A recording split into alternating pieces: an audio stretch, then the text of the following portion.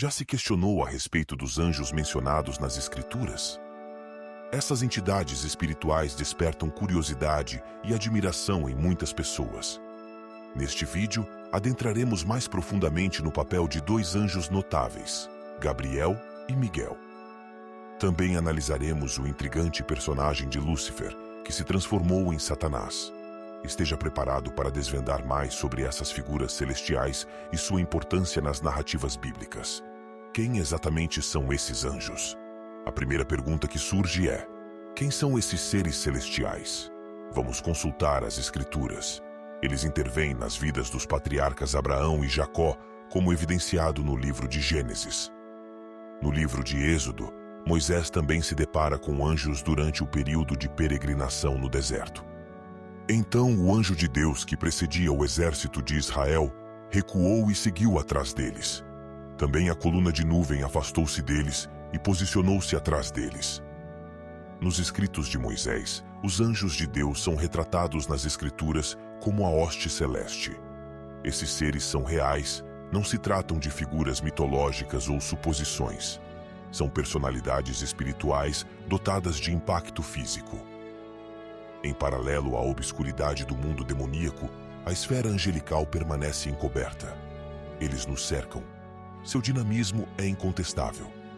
Apesar de sua invisibilidade, nada escapa à vigilância dos anjos de Deus. Embora não possamos tocá-los, os anjos impactam as pessoas.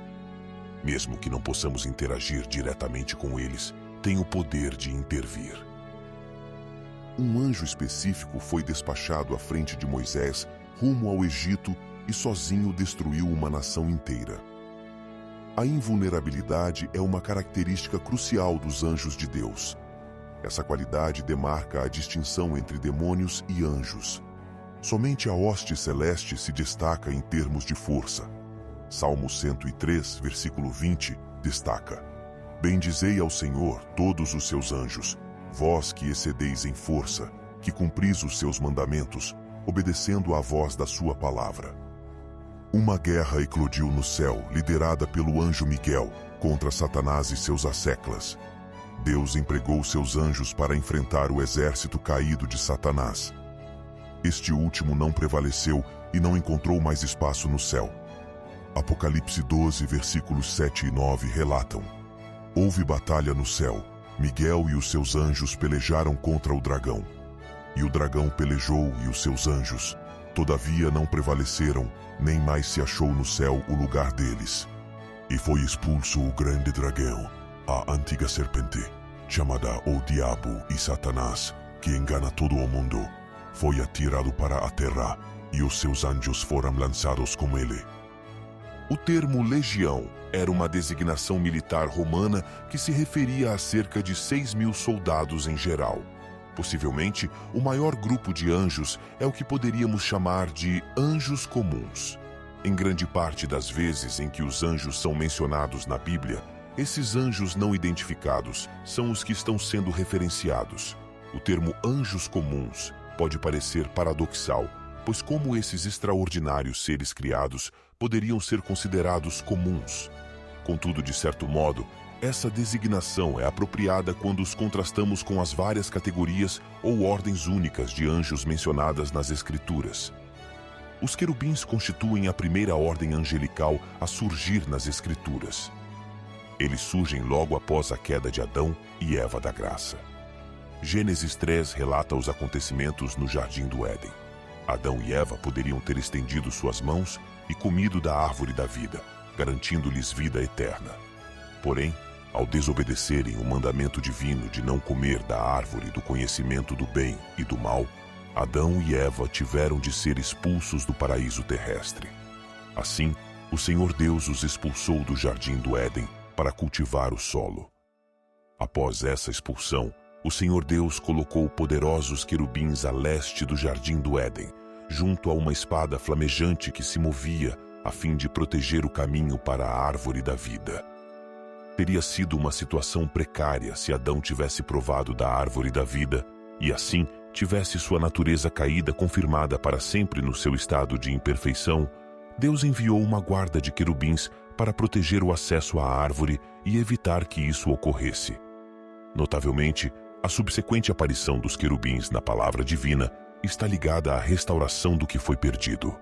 Moisés recebeu instruções claras e detalhadas sobre a confecção de diversos objetos que seriam utilizados no tabernáculo, como descrito em Êxodo 25. O primeiro desses objetos mencionado é a Arca da Aliança, onde Deus prometia encontrar-se e comunicar-se com Moisés. E o que Deus escolheu para ser colocado sobre o propiciatório. Ele selecionou representações dos querubins em ouro. Vejamos a intrigante descrição que Deus forneceu a Moisés em Êxodo 25, versículos 18 e 20. Farás também 2 querubins de ouro batido os farás, nas 2 extremidades do propiciatório. Farás um querubim na extremidade de uma parte e o outro querubim na extremidade da outra parte. De uma única peça com o propiciatório os farás nas 2 extremidades dele. Os querubins estenderão as suas asas por cima, cobrindo com elas o propiciatório. As faces deles estarão voltadas uma para a outra. Os rostos dos querubins estarão direcionados para o propiciatório. Isso será um conjunto distinto de anjos. A expressão serafim, em hebraico, carrega o significado de ardente ou inflamado. O profeta Isaías registrou sua visão gloriosa com as seguintes palavras: No ano em que morreu o rei Uzias, vi o Senhor assentado sobre um trono alto e exaltado, e as bordas de suas vestes enchiam o templo. Serafins estavam acima dele. Cada um tinha 6 asas. Com 2 cobriam o rosto, com 2 cobriam os pés e com 2 voavam. E clamavam uns para os outros, dizendo: Santo, Santo, Santo é o Senhor dos exércitos. Toda a terra está cheia da sua glória. Isaías reconheceu imediatamente que não era digno de estar na presença sagrada de Deus e confessou: Ai de mim, estou perdido, pois sou um homem de lábios impuros e habito no meio de um povo de lábios impuros, e os meus olhos viram o Rei, o Senhor dos exércitos. Então, um dos serafins voou até Isaías com uma brasa ardente nas mãos, tirada do altar. Com uma tenaz, ele tocou os lábios de Isaías com a brasa e disse: Agora que isso tocou os teus lábios, o teu pecado foi removido e a tua culpa está perdoada. Outro grupo específico de anjos são os 4 seres viventes. Assim como os serafins, eles possuem 6 asas e estão repletos de olhos ao redor. Interiormente, eles incessantemente proclamam: Santo, Santo, Santo é o Senhor Deus, o Todo-Poderoso, aquele que era, que é e que está por vir. Apocalipse 5, versículos 7 ao 19. Os 4 seres viventes são retratados em um estado de adoração e louvor. Embora em Apocalipse 15, eles também participem da manifestação da ira de Deus sobre os indivíduos impenitentes. O arcanjo Miguel é um posto angelical de arcanjo que é ocupado por apenas um anjo, conforme registrado nas Escrituras. O termo arcanjo significa principal príncipe, indicando que esse anjo é o mais proeminente entre todos os santos anjos. O nome do arcanjo é Miguel, cujo significado é quem é semelhante a Deus. Sempre que ouvimos esse nome, estamos confrontados com a pergunta: quem pode ser comparado a Deus?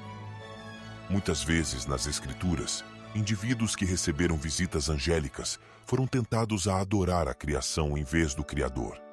É verdadeiramente inspirador como o nome do arcanjo Miguel nos convida a direcionar nossa atenção ao Deus Todo-Poderoso. O profeta Daniel nos apresenta a Miguel.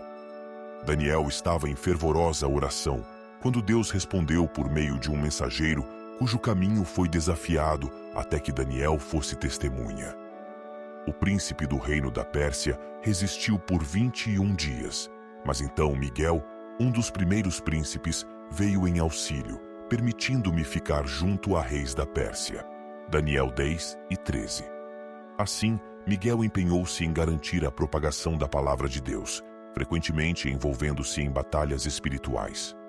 Sua missão em relação a Israel é notável, sendo referido como o príncipe desta nação em Daniel 10 e 21 e Daniel 12, 1. Ao examinarmos a história antiga e contemporânea, é evidente que Gabriel e Miguel são dois anjos com propósitos distintos conforme mencionados nas Escrituras. Miguel é reconhecido como arcanjo e um guerreiro que defende Israel. O episódio de Miguel disputando com o diabo pelo corpo de Moisés é narrado em Judas 1, versículo 9, com Miguel emergindo vitorioso com a ajuda do Senhor. Ele é verdadeiramente o campeão de Deus. Por outro lado, Gabriel, cujo nome significa poderoso de Deus, é conhecido por sua função como mensageiro divino. Nos escritos de Daniel, Gabriel emerge para fornecer visões acerca do futuro e do reino de Deus. Sua aparição a Daniel é para explicar o significado de suas visões. Nos eventos do Novo Testamento, Gabriel é comissionado por Deus para transmitir notícias cruciais. Aparecendo a Zacarias, ele anuncia o nascimento de João Batista e, mais tarde, em Nazaré, aparece a Maria para comunicar o nascimento de Jesus. Gabriel desempenha um papel crucial ao ser portador das mensagens de Deus sobre o reino vindouro e o Messias.